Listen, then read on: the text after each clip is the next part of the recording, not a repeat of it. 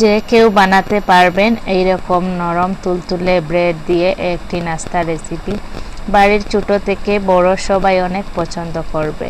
Hello everyone, আসসালামু আলাইকুম। সবাই কেমন আছেন? আশা করি অনেক ভালো আছেন। আজকে আমি আপনাদের সাথে একটি নাস্তা শেয়ার করতে যাচ্ছি ব্রেড দিয়ে। তো আমি প্রথমে এখানে একটা বাটি নিয়ে নিলাম, আর এখানে 1 কাপের মতন সুজি দিয়ে দিলাম। তারপরে 1 কাপের মতন ময়দাও দিয়ে দিলাম, আর 1/2 কাপের মতন চিনি দিয়ে এখন একটু মিক্স করে নেব।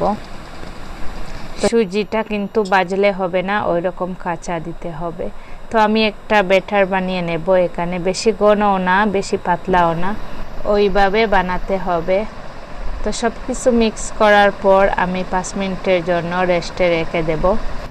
এই নাস্তাটি বানাতে বেশি টাইম লাগে না, অনেক সহজে এবং অল্প উপকরণ দিয়ে অল্প সময়ের মধ্যে নাস্তাটা হয়ে যায়।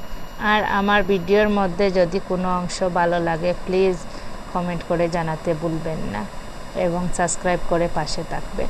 তো এখন আমি ব্রেডগুলোও কেটে নেব। আপনারা চাইলে ব্রেড 4 পিস করে কাটতে পারেন। আমি ওইভাবে 2 পিস করে কেটে নিলাম। এখানে আমি অনেকগুলা ব্রেড নিয়ে নিলাম আর সবগুলি কেটে নিলাম।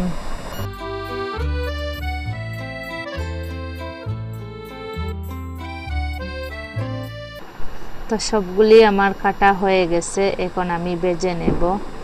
এখন চুলায় একটি তাওয়া বসিয়ে দিলাম, আর এখানে অল্প পরিমাণ তেলও দিয়ে দিলাম। আপনারা চাইলে ডুবা তেলেও ভেজে নিতে পারবেন, আমি কি অল্প তেল দিয়ে ভাজবো। তো এখন একটা একটা করে ব্রেড দিয়ে ওই ব্যাটারের মধ্যে ভিজিয়ে তারপর তাওয়াতে দিয়ে দেব, আর এপিট ওপিট করে ভেজে নেব। ওইটা ভাজতে বেশি টাইম লাগে না, অল্প আছে ভাজতে হবে, তা না হলে পুড়ে যাবে। তো আমি এখন সবগুলা ব্রেড ভেজে নেব। ওইটা ভাজতে বেশি টাইম লাগে না, 5 মিনিটের মতন সময় লাগে, তাড়াতাড়ি হয়ে যায়। চা অথবা জ্যামের সাথে খেতে কিন্তু দারুণ লাগে, আর বাচ্চারা তো অনেক পছন্দ করে। স্কুলে টিফিন নেওয়ার সময়ও ওইটা ভেজে দেওয়া যায়। আমার ভিডিওগুলো যাদের কাছে ভালো লাগে প্লিজ সাবস্ক্রাইব করে পাশে থাকবেন, এবং ভিডিওর মধ্যে যদি কোনো কিছু ভুল ত্রুটি হয়ে থাকে ক্ষমাসুন্দর দৃষ্টিতে দেখবেন। আজকের রেসিপিটা কেমন হলো ব্রেড দিয়ে এত মজার একটি রেসিপি কমেন্ট করে জানাবেন।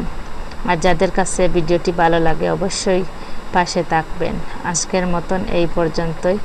সবাই ভালো থাকেন, সুস্থ থাকেন। আল্লাহ হাফেজ সবাইকে। আসসালামু আলাইকুম। Thank you for watching.